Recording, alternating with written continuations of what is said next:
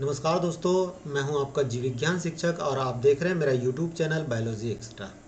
आज के इस वीडियो में हम बात करने वाले हैं प्रतिजैविक या एंटीबायोटिक्स की। आज के इस वीडियो में हम एंटीबायोटिक्स पर बात करेंगे और साथ ही हम जानेंगे इसका इंट्रोडक्शन, एंटीबायोटिक्स क्या है, उसकी परिभाषा क्या है, उसका हिस्टोरिकल बैकग्राउंड क्या रहा है, किस प्रकार से एंटीबायोटिक्स को प्राप्त किया जा सकता है, साथ ही एंटीबायोटिक्स की कौन कौन सी प्रॉपर्टीज़ होती है, उसके कौन कौन से प्रकार होते हैं और उसका यूज़ किस प्रकार किया जाता है। इन सारी चीज़ों पर आज के इस वीडियो में चर्चा होगी। तो चलिए स्टार्ट करते हैं आज का हमारा वीडियो। एंटीबायोटिक्स जान लें। एंटीबायोटिक्स कुछ सूक्ष्म जीवों द्वारा स्रावित किए जाने वाले रासायनिक पदार्थ होते हैं जो विभिन्न प्रकार के रोगाणुओं की वृद्धि में अवरोध उत्पन्न करते हैं। एंटीबायोटिक्स सूक्ष्म जीवों के द्वारा स्रावित किए जाने वाले, एक्सक्रिएट किए जाने वाले केमिकल सब्सटेंस होते हैं जो विभिन्न प्रकार के रोगाणुओं की वृद्धि में अवरोध उत्पन्न करते हैं, अर्थात उनके वृद्धि और विकास को रोकने का कार्य करते हैं। ऐसे रासायनिक पदार्थ एंटीबायोटिक्स या प्रतिजैविक कहलाते हैं। एंटीबायोटिक शब्द दो शब्दों से मिलकर बना है। एंटी मीन्स अगेंस्ट तथा बायोटिक मीन्स लाइफ, जिसका अर्थ होता है जीवन के विरुद्ध। यहाँ कहने का मतलब क्या है कि ऐसे पैथोजेंस जो रोग उत्पन्न करते हैं उनको उनके जीवन के विरुद्ध लड़ने वाला रासायनिक पदार्थ ही एंटीबायोटिक्स कहलाता है। एंटीबायोटिक्स का यह जो टर्म्स है, अर्थात अगेंस्ट लाइफ शब्द का जो प्रयोग है, सालमैन वाक्समैन के द्वारा किया गया। भाई किसी सूक्ष्म जीव के द्वारा स्रावित होने वाले जो एंटीबायोटिक्स है और पैथोजेंस के प्रति उनका यह गुण जो है वो एंटीबायोसिस कहलाता है। अर्थात कहने का मतलब ये है कि जो पैथोजेंस होते हैं उनको लड़ने के लिए जिन जो केमिकल्स होते हैं जिनको हम एंटीबायोटिक्स कहते हैं, ये एंटीबायोटिक्स की जो प्रॉपर्टी होती है उस प्रॉपर्टी को ही हम क्या कह रहे हैं, एंटीबायोसिस कहते हैं। देखिए, अब तक लगभग 7,000 से ज़्यादा एंटीबायोटिक्स की खोज की जा चुकी है और लगभग प्रतिवर्ष लगभग 300 नए प्रतिजैविकों की खोज भी की जा रही है। इसके हिस्ट्री पर चलते हैं। हिस्ट्री बहुत ही सिंपल, बहुत सरल से इसमें बात करें तो सबसे पहले पेनिसिलिन की खोज करने का जो श्रेय है वो अलेक्जेंडर फ्लेमिंग को जाता है, जिन्होंने 1928 में इसकी खोज की थी। और पेनिसिलिन की खोज एक प्रकार की जो है संयोगवश की गई खोज है, जिसको हम सिरेंडिपिटी की घटना कहते हैं। सिरेंडिपिटी का मतलब क्या है कि ऐसी खोज जो अनायास हो जाती है। अलेक्जेंडर फ्लेमिंग की जो लैब थी वो उस लैब में वो स्टेफिलोकोकस नामक बैक्टीरिया पर कार्य कर रहे थे जो मनुष्य में संक्रमण रोग उत्पन्न करता है। और इसी दौरान क्या होता है कि उनको छुट्टी पर जाना पड़ता है, और जब वो छुट्टी पर जाते हैं तो पेट्री डिश पर वो स्टेफिलोकोकस का जो है कॉलोनी, वहीं उसका जो कल्चर है वो खुले में छोड़ जाते हैं और उसी प्लेट पर एक छोटा सा ब्रेड का टुकड़ा गिर जाता है। और जब वो वापस आके देखते हैं तो जहाँ पर ब्रेड का टुकड़ा गिरा हुआ था वहाँ पर मोल्ड्स उत्पन्न हो जाते हैं और उसके आसपास जो स्टेफिलोकोकस की जो ग्रोथ है वो रुक जाती है। जब उन्होंने इस चीज़ का ऑब्जर्वेशन किया तो उन्हें ऐसा लगा कि होना हो ऐसा कोई ना कोई पदार्थ इस मोल्ड्स के द्वारा स्रावित किया गया है जो बैक्टीरिया की ग्रोथ को रोकने का कार्य करता है। ठीक है, और उन्होंने उस रासायनिक पदार्थ को खोजा और उसको नाम दिया पेनिसिलिन, क्योंकि ये जो पेनिसिलिन है ये पेनिसिलियम नोटेटम नामक मोल्ड से उत्पन्न हुआ था। इस कारण से उसका नाम उन्होंने क्या दिया, पेनिसिलिन रखा। लेकिन यहाँ पर एक बात समझ लीजिए कि पेनिसिलिन की खोज करने का श्रेय किसको जाता है, अलेक्जेंडर फ्लेमिंग को जाता है। परंतु ये एक बहुत शक्तिशाली और प्रभावशाली मेडिसिन है, इस बात की जो पुष्टि है वो अर्नेस्ट चैन तथा हार्वर्ड फ्लोरो के द्वारा की गई। किसके द्वारा की गई, अर्नेस्ट चैन तथा हार्वर्ड फ्लोरो के द्वारा की गई।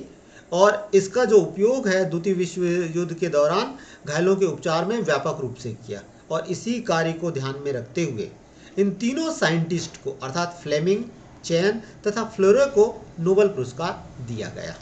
आगे चलिए देखिए, लुईस पास्चर ने माइक्रो ऑर्गेनिज्म की विभिन्न जातियों के एंटागोनिस्टिक संबंधों का अध्ययन किया।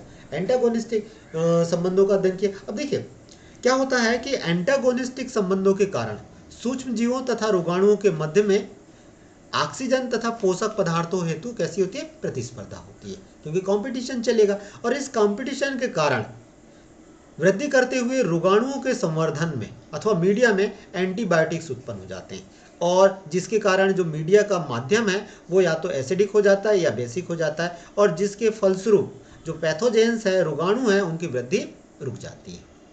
एंटीबायोटिक्स पेनिसिलिन की खोज अलेक्जेंडर फ्लेमिंग ने की थी। वर्तमान में फंजाई, बैक्टीरिया तथा एक्टिनोमाइसिटिस का उपयोग विभिन्न प्रकार के एंटीबायोटिक्स के व्यावसायिक रूप से उत्पादन हेतु किया जाता है। भाई पेनिसिलिन की खोज हमें मालूम है किसने की थी, फ्लेमिंग ने की थी। लेकिन वर्तमान समय में किसका इस्तेमाल एंटीबायोटिक्स उत्पन्न करने के लिए किया जाता है, प्राप्त करने के लिए किया जाता है, चाहे वो फंजाई हो, बैक्टीरिया हो या एक्टिनोमाइसिटिस के जो मेंबर्स होते हैं उन मेंबर्स का उपयोग इसमें किया जाता है। चलिए एंटीबायोटिक्स के कौन कौन से गुण पाए जाते हैं उन गुणों की बात करें तो प्रत्येक एंटीबायोटिक्स में एंटी माइक्रोबायल स्पेक्ट्रम प्रभाव का लक्षण पाया जाता है। प्रत्येक एंटीबायोटिक्स में एंटी माइक्रोबायल स्पेक्ट्रम प्रभाव का लक्षण पाया जाता है। दूसरी बात, कुछ प्रतिजैविक प्रभावशाली एंटीबैक्टीरियल क्रिया वाले होते हैं जिनके ऊपर मनुष्यों में उपस्थित प्रोटीन्स का कोई प्रभाव नहीं पड़ता तथा ये मानव जीवन के लिए टॉक्सिक भी नहीं होते हैं। कुछ प्रतिजैविक कैसे होते हैं भाई, एंटीबैक्टीरियल क्रिया वाले होते हैं। प्रतिजैविकों के शीघ्र एवं विस्तृत क्षेत्र में उपचारक प्रभाव होना चाहिए। कैसे गुण होना चाहिए, तो भाई सीधी सी बात है, एंटी माइक्रोबायल स्पेक्ट्रम प्रभाव होना चाहिए, एंटीबैक्टीरियल क्रिया वाले होना चाहिए, ठीक है। अगर मान के चलो इनका यूज़ किया जाता है तब ऐसी अवस्था में मनुष्य के लिए टॉक्सिक्स नहीं होने चाहिए। प्रतिजैविकों के शीघ्र एवं विस्तृत क्षेत्र में उपचारक प्रभाव होने चाहिए, ठीक है। इसके अलावा प्रतिजैविक सूक्ष्म जीवों में प्रतिरोधकता के विकास को प्रेरित नहीं करना चाहिए, ठीक है। अन्य जैसे तंत्रिका या अनियमितता संबंध, एलर्जी, कुपाचन आदि प्रभाव उत्पन्न नहीं करना चाहिए, और साथ ही मनुष्य के आहार नाल में पाए जाने वाले लाभदायक सूक्ष्म जीवों को ये नष्ट नहीं करना चाहिए। अब आ जाते हैं हम एंटीबायोटिक्स की श्रेणियाँ। देखिए एंटीबायोटिक्स को अनेक प्रकार से जो है श्रेणीबद्ध किया गया है, लेकिन यहाँ पर हम केवल 2 प्रकार की श्रेणियों की बात करेंगे। सबसे पहली है बैक्टीरियोस्टैटिक और दूसरा है बैक्टीरियोसाइडिक, ठीक है। बैक्टीरियोस्टैटिक एंटीबायोटिक्स प्रोटीन उत्पादन, डीएनए प्रतिकृति या बैक्टीरिया सेलुलर चयापचय के अन्य पहलुओं के साथ हस्तक्षेप करके बैक्टीरिया के विकास को सीमित करते हैं। अर्थात ऐसे बैक्टीरिया, ऐसे एंटीबायोटिक्स जो बैक्टीरिया के विकास को रोकने का कार्य करते हैं, ये कहलाते हैं बैक्टीरियोस्टैटिक, जैसे टेट्रासाइक्लिन, क्लोरो एम्फिनिकॉल आदि, ठीक है।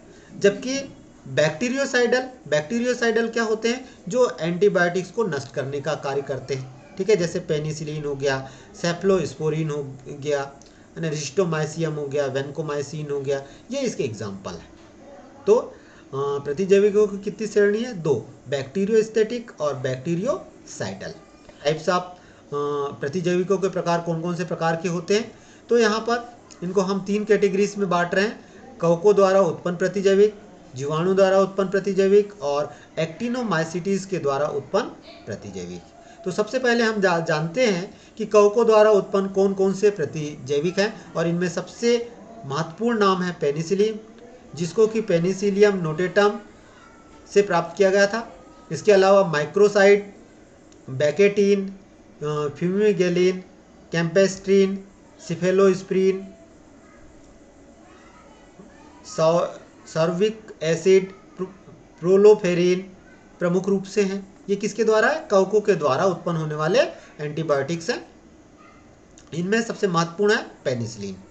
इसके बाद आगे बात करें कि जीवाणु द्वारा उत्पन्न एंटीबायोटिक्स कौन कौन से हैं, तो इनमें आप ग्रेमेसिडिन, टायरोथ्रिसिन, पॉलीमिक्सिन बी, बेसिट्रेसिन, ये प्रमुख रूप से हैं। वहीं पर एक्टिनोमाइसिटिस के द्वारा उत्पन्न होने वाले एंटीबायोटिक्स में आरोमाइसिन या जिसको हम टेट्रासाइक्लिन भी कहते हैं, या कार्बोमाइसिन, क्लोरोमाइसिटिन, इरिथ्रोमाइसिन, नोवोमाइसिन, ये प्रमुख रूप से हैं। टेरामाइसिन, स्ट्रेप्टोमाइसिन, नियोमाइसिन, ये भी इसके अंतर्गत आ जाते हैं।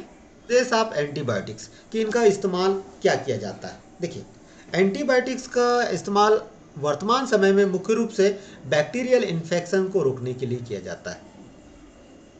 ये कभी भी जो है वायरल संक्रमण के प्रति प्रभावी नहीं होते। जैसे कि सर्दी खांसी हो गई है या सामान्य फ्लू हो गया, तो इसके उपचार के लिए इनका यूज़ नहीं किया जाता, बल्कि बैक्टीरियल इन्फेक्शन को रोकने के लिए इनका इस्तेमाल किया जाता है। अब इनमें देखिए किस रूप में किया जा रहा है भाई। इनका उपयोग मेडिसिनल यूजेस में किया जाता है, जैसे हैजा, काली खांसी, डिप्थीरिया, सिफिलिस, कुष्ठ रोग, निमोनिया, टाइफाइड आदि को नियंत्रित करने में सक्षम होते हैं और इन्हीं को रोकने के लिए इनका इस्तेमाल किया जाता है। ठीक है। दूसरी तरफ देखें तो इनका जो उपयोग है भोज्य पदार्थों के संरक्षण में भी किया जाता है। प्रतिजैविकों का प्रयोग भोज्य पदार्थों के संरक्षण में किया जाता है। मुख्यतः जो ताजी मांस, मछलियाँ या कुक्कुट भोजन है उनका प्रिजर्वेशन में भी इसका इस्तेमाल किया जाता है। तीसरा जो महत्वपूर्ण फायदा इनका उपयोग है, कुछ प्रतिजैविकों का प्रयोग जंतुओं के भोजन के पूरक के रूप में किया जाता है, जिससे जंतुओं की वृद्धि में उन्नति होती है।